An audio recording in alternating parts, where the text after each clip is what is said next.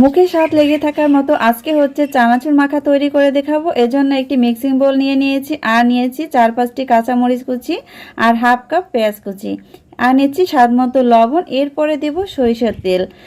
আপনার স্বাদ অনুযায়ী সরিষার তেলটা কম অথবা বেশি দিয়ে নেবেন। এবারে খুব ভালোভাবে হাত দিয়ে এটাকে মিক্স করে নিতে হবে।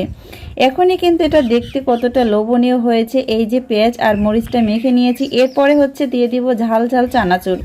আর এই চানাচুরটা খেতে এতটাই মজার হয় যে আপনি এভাবে যখন মাখানোটা তৈরি করে পরিবেশন করবেন তখন কিন্তু খেতে অনেক অনেক মজার হয়।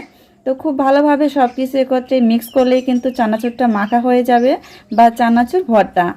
এভাবে যদি বৃষ্টির দিনে ঘরে বসে ভর্তা তৈরি করে খাওয়া যায়, খেতে কিন্তু খুবই ভালো লাগে। এ ধরনের চানাচুর মাখা আপনারা একবার হলেও বাসায় ট্রাই করতে পারেন, আর খেতে কিন্তু অনেক লোভনীয় হয়ে থাকে।